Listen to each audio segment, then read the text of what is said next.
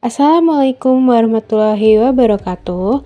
Selamat datang kembali pada video pembelajaran pemodelan struktur 5D bangunan rumah 2 lantai menggunakan software Autodesk Revit.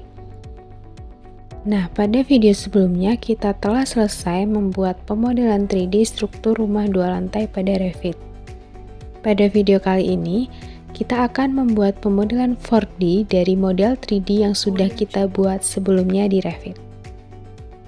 Sedikit kita bahas terlebih dahulu mengenai pemodelan 4D.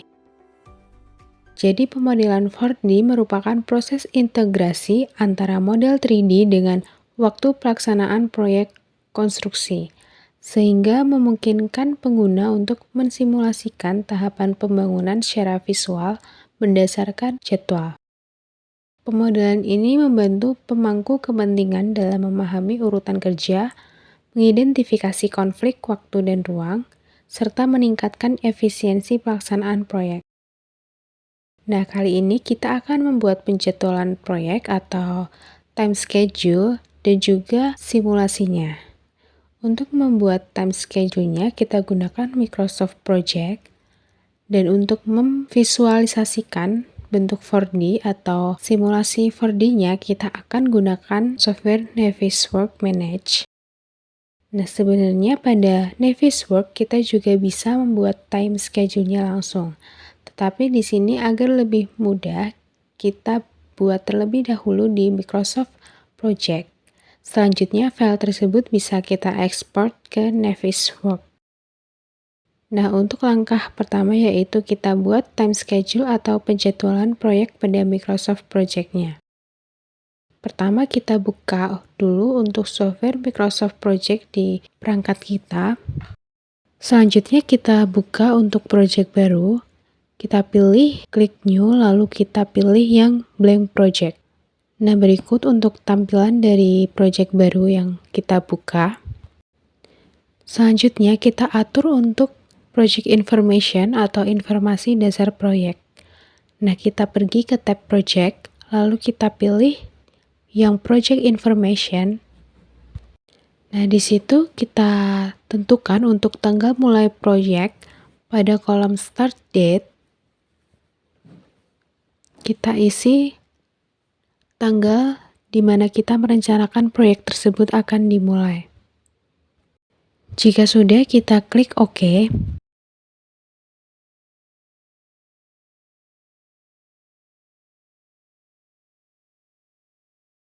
Nah, untuk selanjutnya kita akan mengatur untuk time scale atau skala waktunya. Caranya kita klik kanan pada tanggal, kemudian kita pilih yang bottom tier. Nah, di sini untuk labelnya kita pilih yang 01, 02, dan seterusnya. Kemudian kita klik OK. Setelah mengatur time scale, selanjutnya kita akan mengatur kalender kerja proyek. Nah, untuk itu kita pergi ke tab Project, lalu kita pilih yang Change Working Time, lalu akan muncul jendela yang menampilkan seperti pada video. Kemudian kita atur untuk jam kerjanya pada tab Work Weeks, lalu kita pilih yang Detail. Nah, di sini kita atur untuk hari kerjanya yaitu mulai hari Senin sampai hari Sabtu. Sehingga kita klik yang hari Sabtu atau Saturday, lalu kita pilih yang Set Days to this specific working time. Kemudian kita tentukan untuk jam kerjanya. Di situ saya tulis untuk jam kerjanya mulai pukul 8 pagi sampai 12 siang, lalu di jeda istirahat sampai 1 jam, lalu untuk jam 1 sampai jam 4 sore mulai bekerja kembali. Jika sudah, kita klik OK. Nah, jika kalian ingin menambahkan hari libur sehingga proyeknya tidak akan terlaksana, maka kalian bisa tulis pada tab Exception. Di situ fungsinya adalah untuk menulis hari libur pada proyek. Jika sudah, kita klik OK lagi. Selanjutnya, kita bisa memasukkan struktur pekerjaan proyek. Nah, kita masukkan pada kolom task name, kita masukkan semua pekerjaan yang telah kita susun. Nah, di sini saya menyusunnya secara sederhana. Saya tulis menjadi pekerjaan footpath, lalu saya bagi menjadi subnya penulangan footpath dan pengecoran footpath, lalu ada pekerjaan batu kali, kemudian pekerjaan 4 lantai 1, saya bagi menjadi penulangannya dan juga pengecoran 4 lantai 1. Selanjutnya, saya tulis pekerjaan kolom, saya bagi juga untuk penulangan kolomnya dan juga pengecoran kolomnya. Lalu ada pekerjaan balok, pekerjaan 4 lantai 2, pekerjaan tangga dan juga pekerjaan ring balok. Dan yang terakhir adalah pekerjaan atap. Nah, untuk menjadikan sub dari pekerjaannya, kita bisa blok sub pekerjaan, lalu kita pilih yang init task pada tab task. Maka pekerjaannya akan menjorok ke dalam yang menandakan bahwa itu adalah sub pekerjaan dari pekerjaan di atasnya. Kita lakukan hal yang sama pada semua sub pekerjaan.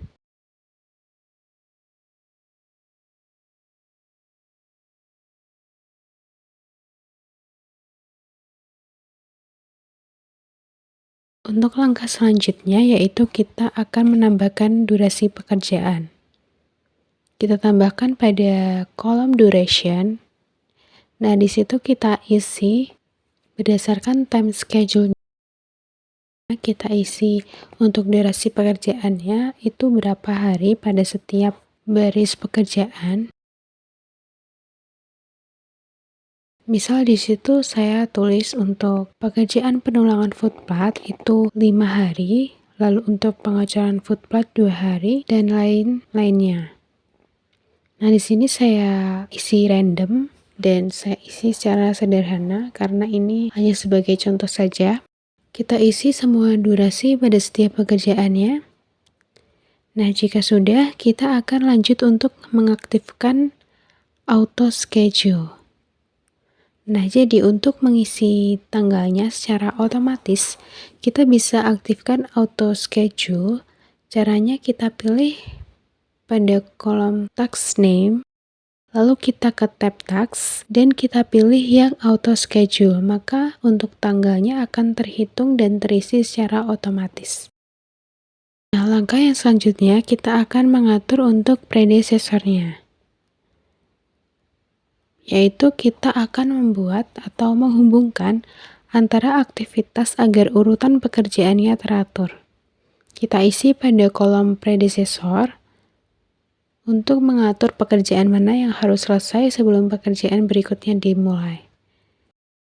Nah, jadi di sini ada beberapa rumus. Yang pertama itu ada FS yang berarti finish to start, yaitu pekerjaan berikutnya dimulai setelah pekerjaan sebelumnya selesai. Nah, ini biasanya pada tampilan kolom tidak akan terlihat karena itu menjadi aturan dasar sehingga hanya terlihat angkanya saja. Nah, misalnya di situ tertulis untuk predecessor pada pengecoran footpath itu tertuliskan angka 2. Nah, di situ yang sebenarnya adalah 2FS, yang artinya pekerjaan pada pengecoran footpath dimulai setelah pekerjaan pada baris kedua selesai, yaitu pekerjaan footpath selesai. Lalu ada beberapa rumus yang lainnya seperti FF yang berarti finish to finish, yaitu pekerjaan akan selesai secara bersamaan. Lalu ada SS atau start to start yang berarti pekerjaannya dimulai secara bersamaan. Kemudian ada 2 angka, misal 3 dan 4. Berarti pekerjaan tersebut harus mulai setelah 2 pekerjaan tersebut selesai. Kemudian jika kita ingin memberikan jeda hari, seperti pada contohnya pekerjaan pondasi batu kali dan sloof, pada predecessor-nya kita tuliskan 3 fs plus 1 hari. Artinya kita melakukan pekerjaannya setelah jeda 1 hari pekerjaan pengecoran footpath selesai. Nah, ini saya isi secara random, bisa kita lihat pada video. Kita isi semua predecessor pada setiap pekerjaan sampai selesai.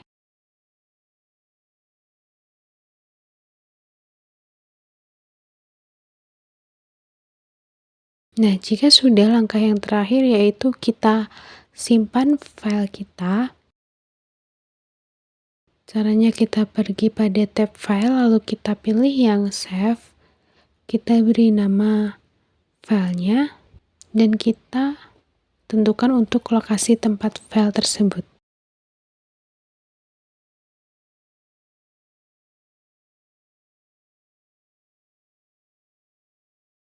Nah, setelah time schedule atau penjadwalan proyeknya sudah kita buat, langkah selanjutnya yaitu kita akan membahas mengenai cara pembuatan atau pemodelan 4D dengan menggunakan Navis Workmanage. Nah, untuk simulasi 4D ini mengintegrasikan model 3D dan time schedule untuk memvisualisasikan proses pelaksanaan proyek konstruksi secara dinamis dan realistis. Nah, ada salah satu fitur unggulan pada Navisworks yaitu Timeliner yang memungkinkan pengguna menggabungkan model 3D dengan jadwal proyek atau 4D simulation sehingga pengguna dapat melihat progres konstruksi secara dinamis. Nah, untuk melakukan simulasi 4D, di sini langkah yang kita lakukan yang pertama yaitu kita siapkan untuk file Revit yang telah kita buat sebelumnya dan juga file Microsoft Project yang sudah kita buat tadi. Nah, untuk mengekspor file Revit ke dalam bentuk file yang bisa dibaca oleh Navisworks, maka kita perlu membuka file Revitnya terlebih dahulu, lalu kita pergi ke tab Add-in, lalu kita pilih yang External Tools, dan di situ sudah tertera untuk Navisworks 2021. Saya menggunakan yang versi 2021. Kita klik, lalu file akan terekspor pada bentuk file yang bisa dibaca oleh Navisworks, yaitu formatnya NVC. Nah, jika sudah, kita bisa buka file tersebut pada dokumen kita.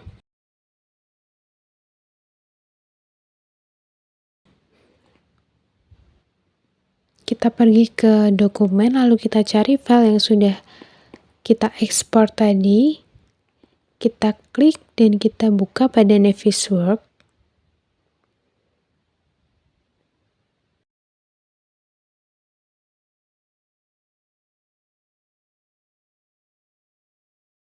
Nah, setelah model terbuka, pastikan seluruh elemen bangunan terlihat lengkap dan juga sesuai.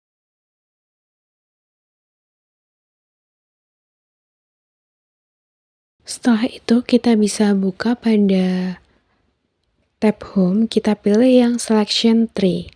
Nah, di sini Selection Tree berfungsi untuk menghubungkan elemen model 3D dengan aktivitas jadwal. Kita buka Selection Tree-nya, lalu kita buka untuk semua elemen yang ada pada model kita. Selanjutnya kita atur terlebih dahulu untuk setnya. Jadi di set ini nanti kita akan mengelompokkan elemen-elemen model agar cepat dan efisien saat kita menghubungkan dengan aktivitas jadwalnya. Nah, kita seleksi untuk setnya, kita kelompokkan berdasarkan time schedule yang sudah kita buat pada Microsoft Project. Untuk caranya, kita buka untuk jendela setnya pada tab Home, kita pilih yang set, lalu akan muncul tampilan jendela seperti pada video. Selanjutnya kita pilih pada Selection Tree untuk model yang akan kita kelompokkan. Pada jendela set, kita bisa buat untuk new folder, kemudian kita beri nama untuk pekerjaan yang akan kita kelompokkan. Di situ pekerjaan pertama yaitu pekerjaan footpath. Kita beri nama foldernya pekerjaan footpath. Maka untuk folder akan muncul Selanjutnya kita beri juga untuk folder yang pekerjaan pondasi batu kali, lalu pekerjaan plat lantai 1, lalu folder lagi untuk pekerjaan kolom lantai 1 dan lantai 2. Nah, di sini kenapa kolomnya kita satukan? Karena pada saat memodelkan kita tidak mengcopy kolomnya, tetapi kita memperpanjang kolomnya sehingga kolom pada lantai 1 dan lantai 2 itu menjadi satu kesatuan. Nah, itu sebenarnya tidak boleh, tapi ini karena hanya sebagai contoh saja, maka saya atur seperti demikian. Lalu kita buat folder lagi untuk pekerjaan balok, lalu folder untuk pekerjaan plat lantai 2, lalu untuk pekerjaan tangga, pekerjaan ring balok, dan pekerjaan atap. Untuk nama folder pada setnya, kita samakan sama persis seperti pada time schedule yang telah kita buat, karena nanti akan berpengaruh pada attach, yaitu penghubungan antara model dan juga penjadwalannya. Sehingga nanti dengan kita gunakan pengelompokan melalui set, maka kita akan bisa menghubungkan secara otomatis menggunakan folder set yang telah kita buat. Sehingga untuk namanya tidak boleh berbeda atau typo, sehingga harus sama persis dengan yang ada pada time schedule kita. Nah, selanjutnya kita sudah buat semua foldernya, kita akan menyeleksi untuk model pada setiap pekerjaan fondasi footplat. Nah, yang pertama untuk pekerjaan pondasi footplat itu ada pekerjaan penulangan. Maka kita seleksi pada selection tree untuk tulangan dari footplat itu sendiri. Nah, untuk menyelect banyak model, kita bisa gunakan CTRL, kita tahan, kita klik, lalu kita pilih semua model atau semua tulangan yang termasuk pada tulangan footplat. Nah, jika sudah terseleksi semuanya, maka kita klik yang Save Selection. Nah, maka akan tersimpan untuk seleksinya. Nah, untuk penulangannya sudah selesai. Kemudian kita akan seleksi untuk pengecorannya dengan cara yang sama. Kita seleksi melalui Selection Tree, lalu kita Save Selection dan kita rename namanya menjadi pengecoran footplat. Nah, jika letaknya tidak berada di bawah pekerjaan footplat, maka bisa kita geser menjadi di bawah pekerjaan pondasi footplat. Nah, seperti itu. Untuk pekerjaan yang lainnya menggunakan cara yang sama.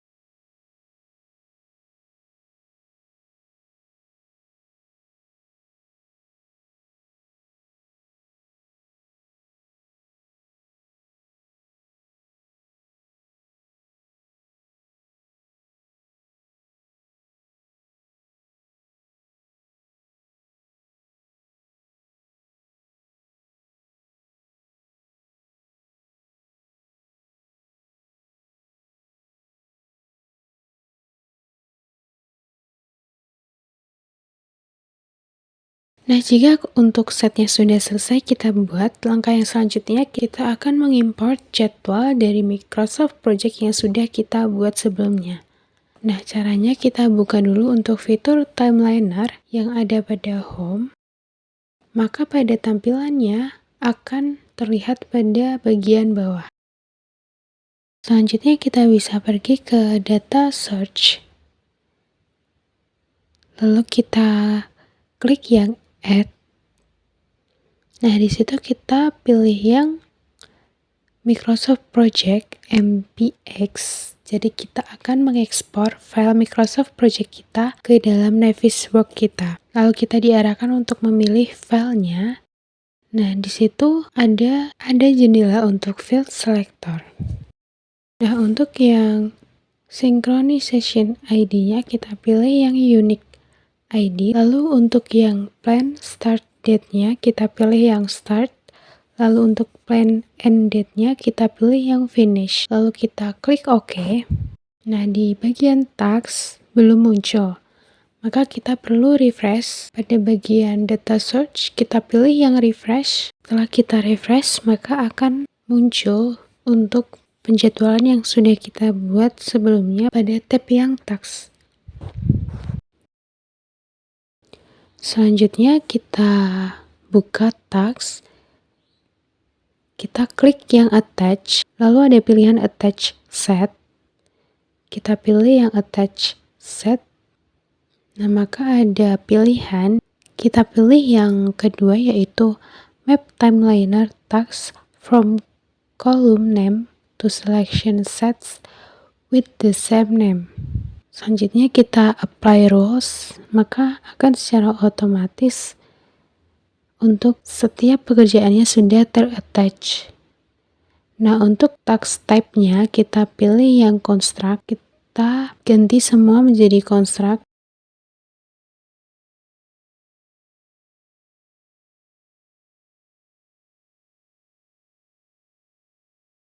Nah, jika task type dan attach-nya sudah diatur, maka yang selanjutnya kita akan bisa untuk melihat simulasinya, yaitu pada tab Simulate.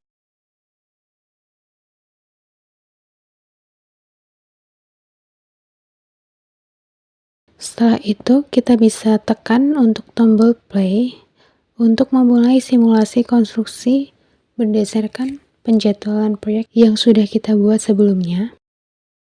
Kita akan melihat bagaimana setiap elemen konstruksi muncul sesuai urutan waktunya.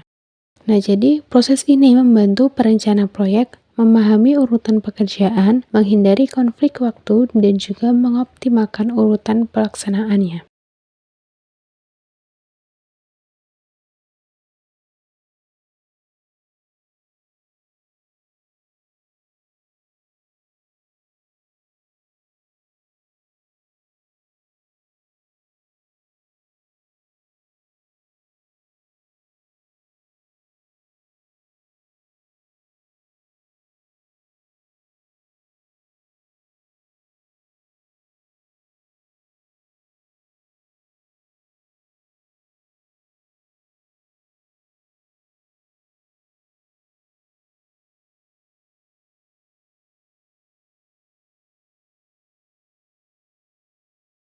Nah, untuk dokumentasi atau presentasi, kita dapat menyimpan simulasi ini dalam bentuk video. Kita bisa pergi ke tab Timeliner, lalu kita pilih yang Export Animation, lalu pilih format video yang kita inginkan, misalnya kita pilih yang AV.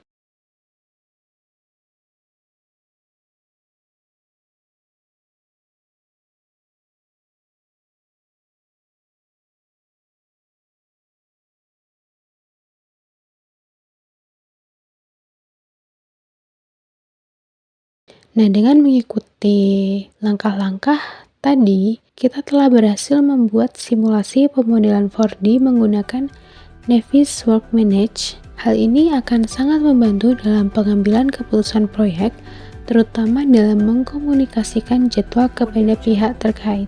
Mungkin cukup sekian untuk video kali ini. Sampai jumpa pada video selanjutnya. Wassalamualaikum warahmatullahi wabarakatuh.